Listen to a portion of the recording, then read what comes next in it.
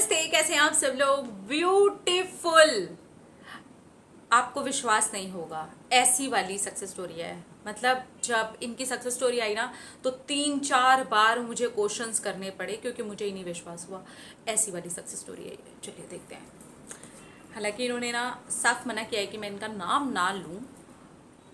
ठीक है, इनका नाम मैं नहीं ले रही हूँ, लेकिन ना ये अनबिलीवेबल सक्सेस स्टोरी आप लोगों को सुननी चाहिए।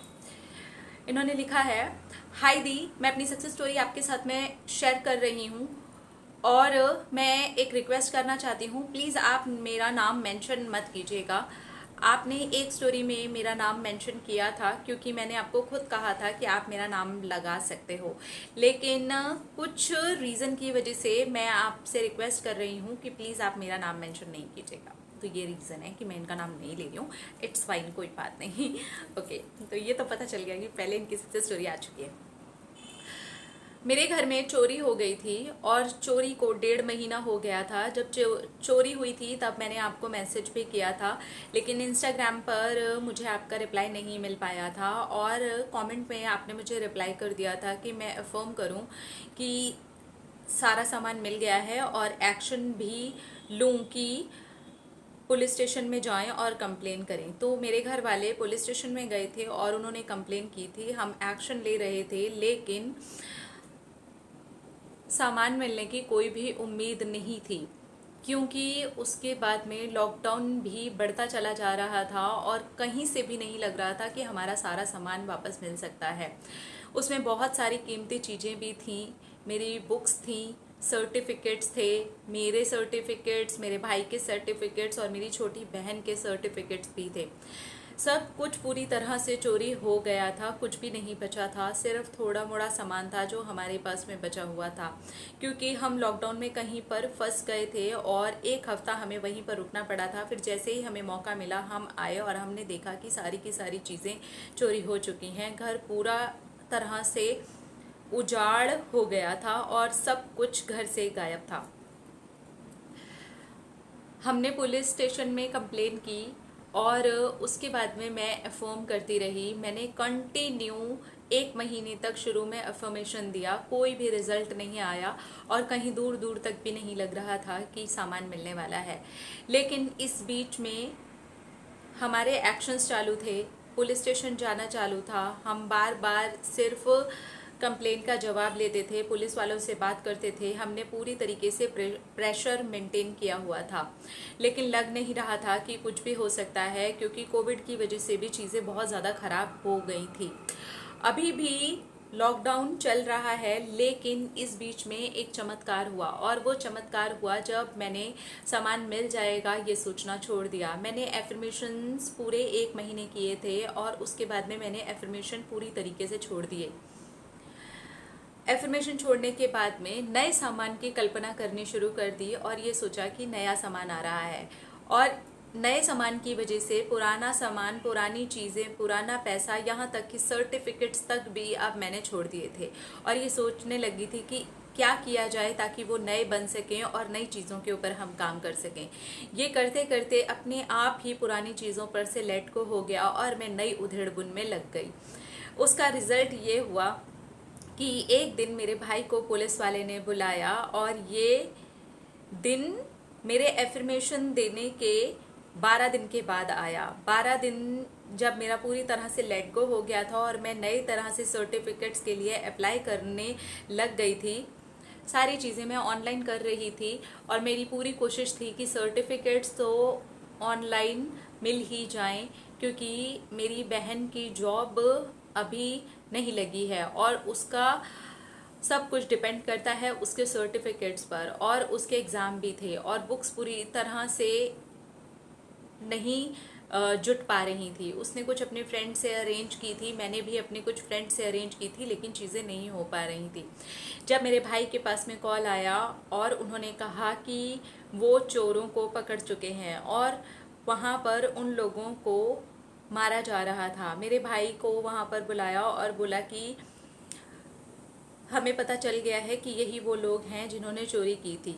उनको पता चला कि इन्होंने हमारे ही इलाके के 3 से 4 घरों में चोरियां की हुई हैं और लकीली सीसीटीवी फुटेज में उनमें से एक का चेहरा आ गया था और वो पूरी की पूरी टीम पकड़ी गई। फिर हमें वहाँ पर ले करके जाया गया जहाँ पर मेरा भाई, मेरे ताऊजी का बेटा और मेरा रियल ब्रदर और मेरे चाचा जी सब लोग गए थे। सारे मेल वहाँ पर गए थे और इन लोगों ने सारा का सारा सामान वहाँ से उठा लिया। तब भी मेरी बहन की बुक्स नहीं मिल पा रही थी। फिर मेरी बहन को भी वहाँ पर लेकर के गए और वहाँ पर उसने मेरी अपनी भाई की सारी बुक्स और सर्टिफिकेट वहाँ से निकाल लिए और वहाँ से सिर्फ मेरी ही फैमिली का नहीं और भी बहुत सारी फैमिलीज़ का सामान मिल गया और उन लोगों को सज़ा मिल गई।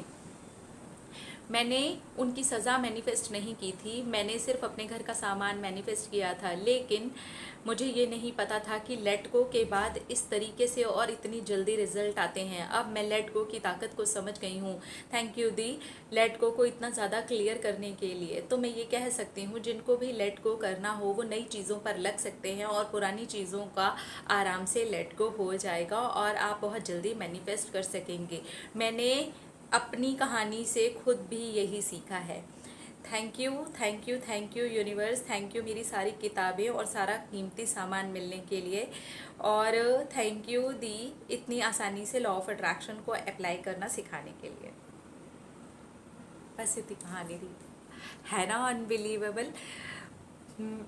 मैं सच में बता रही हूँ, मैं खुद इंक्वायरी करने लगी थी। मैं इनसे पूछने लग गई थी कि कैसे किया आप लोगों ने। तो इन्होंने बताया कि जब मैंने इनको बोला था ना कि पुलिस स्टेशन में आपको एक्शन लेना चाहिए, तो उसके पहले ही ये लोग कंप्लेन कर चुके थे। ऑब्वियसली किसी के भी घर में चोरी होगी तो वो पहले ही जा करके कंप्लेन करेगा। लेकिन मेरा फ़र्ज़ बनता था कि मैं बोलूँ कि ऐसा नहीं है कि सिर्फ घर में बैठ करके आपको अफर्म करना है और रोना है और परेशान होना है, आपको एक्शन साथ में लेने होंगे। तो एक्शन उसके लिए क्या होगा कि आप पुलिस स्टेशन जाएं, कंप्लेन करें और उनका जो फॉलो अप है वो आप लेते रहें, प्रेशर थोड़ा सा बना करके रखें, क्योंकि उनके पास और भी बहुत सारी चीज़ें होती हैं, बहुत सारे क्राइम हो रहे होते हैं, बहुत सारी चीज़ें होती हैं, तो उनको वो भी करना होता है। तो कहीं ना कहीं हमें भी अपना प्रेशर जो होता है वो मेनटेन करके रखना पड़ता है। एंड इसके अंदर है लेट गो की ताकत। आप देखिए कितनी हिम्मत चाहिए उस चीज़ के लिए कि नई चीज़ों की तरफ दिमाग चलाना और पुरानी चीज़ों से अपने दिमाग को हटाना। ये बड़ी हिम्मत का काम है, सच्ची मुच्ची में ये बहुत ही हिम्मत का काम है। जहाँ पर आप नई उधेड़-बुन में लग जाते हो तो अपने आप ही पुरानी चीज़ें जो होती हैं वो छूट जाती हैं, आपका दिमाग नहीं जाता, जाएगा भी ना तो आप नए तरीके ढूंढने लगेंगे, जैसे इन्होंने ढूंढने की कोशिश करी। और आई एम श्योर कि सर्टिफिकेट्स अगर ये कोशिश करते रहते इस तरीके से ऑनलाइन बोलते और बता देते कि मेरे घर चोरी हुई है, वो जो भी FIR लिखवाया होगा इन्होंने वो सबमिट करते, तो इनको ज़रूर अपने सर्टिफिकेट्स मिल जाते। लेकिन इस स्टोरी से हम क्या सीख सकते हैं कि आप नए की जब होड़ में लगते हो तो वो पुरानी वाली चीज़ों पर से लेट गो हो जाता है जिस पर आप बहुत ज़्यादा पहले परेशान हो रहे होते हो। और अच्छा है कि उन लोगों को सज़ा मिली, क्योंकि एक एक सामान इंसान कैसे जुटाता है, किस तरह से पैसे इकट्ठा करता है, बिल्कुल अंडरस्टैंड कर सकते हैं। हम सब वैसे ही करते हैं, हम सब वैसे ही अपने घर का एक एक सामान जोड़ते हैं। तो चाहे कितना भी छोटा हो, किताबें हों, सर्टिफिकेट्स हों, छोटी से छोटे भी घर की चीज़ हो, वो बड़ी मेहनत से बनी होती है। तो ऐसे लोगों को सीख मिलनी चाहिए और ऐसे लोगों को समझना चाहिए कि अपनी मेहनत से कमाएं और अपनी मेहनत से छोटी छोटी चीज़ों में जो मज़ा है, जो गाढ़ी कमाई होती है उससे जो मज़ा है, वो इस तरीके से चोरी करके किसी के दर्द का कारण बनने में बिल्कुल भी नहीं है। अपना रखिए ख्याल, अपने आप से कीजिए ढेर सारा प्यार ताकि आप अट्रैक्ट करें ढेर सारा प्यार। I love you all, Tata.